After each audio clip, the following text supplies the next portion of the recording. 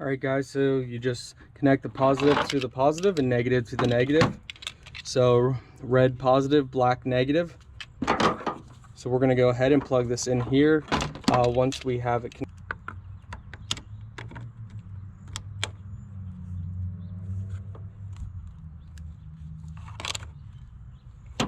Hello everyone, today we're taking a look at this TRAVELMAN jump starter.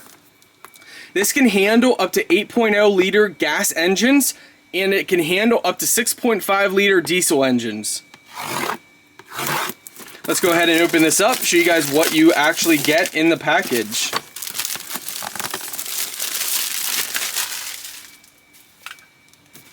Alright, for those who love specs, you guys can go ahead and pause the video right here to read. And then pause the video right here to read more. I'll just go over the main specs, which is it's got a peak current of 2000 amps, a starting current of 500 amps, 3S.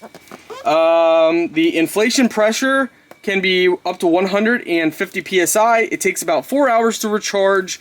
It can work in -4 Fahrenheit temperature and up to 140 Fahrenheit temperature. Obviously, try and keep it out of the sun when you are using it. So this is a multiple air compressor and jump starter all in one. Right away we see they get a nice storage case. I love that. I think all brands that do jump starters should have a storage case. This one has a really nice handle. I am loving that so far. That means the brand actually cares about the product. So let's go ahead and take this off and show you guys here. Oh my goodness, there's so many accessories in here. So we get a little manual, charging cable, and yes, this is wireless, so you charge it ahead of time. Wow, they pack this full of stuff. Okay. You got tons of different extension nozzles for inflating basketballs, chairs, air mattresses, and so much more. Okay, so here is your air compressor line. Pretty decent sized line. How this is going to work is very simple. I'm going to give you guys a quick demonstration just in case you are new to jump starters.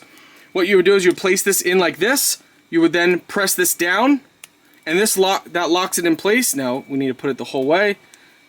There we go, and lock this in place. It would lock it in place. Once you have it locked in place, you can go ahead and connect it to the nozzle. We'll get to the jump starter in a moment here, but let's go ahead and pull out the big bank. Oh my goodness. Oh, look at that. They even give a carrying handle on the actual power bank. That is very rare. You don't see that often. And I love how it looks like a boombox. That is so cool. So you got a light on the side. Here's going to be your air compressor line port. All right, let's see. Here we got our power. You can adjust the PSI. You can adjust the mode. So there you can set presets, vehicle, motorcycles, bicycles, you know, basketballs and that kind of stuff. Here it shows your battery level. Here it shows your out, PSI setting.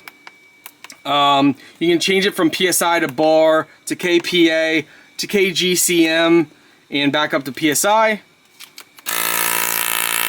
On-off button for that is right up here.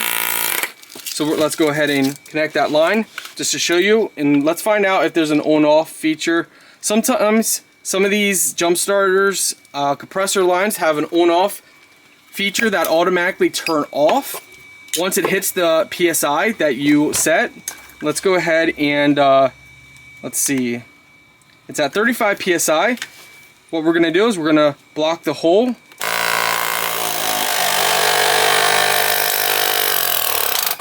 Okay, so once it hits that 35 PSI or whatever you set, it automatically turns off.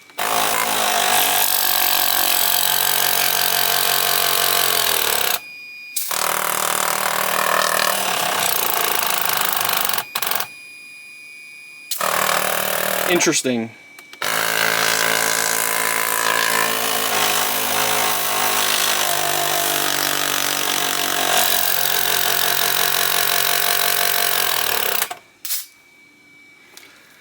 Okay, so now that you guys know the air compressor settings, let's go ahead and go over to the jump starter. Now I'm going to show you guys a clip that will give you an idea of how it works. It's a clip that we made with, you know, all jump starters work the same. You got 2 USB ports and 1 Type-C port for Type-C for charging. 2 USB ports can charge your tablets and phones and GoPros and all that kind of stuff, anything with a USB port.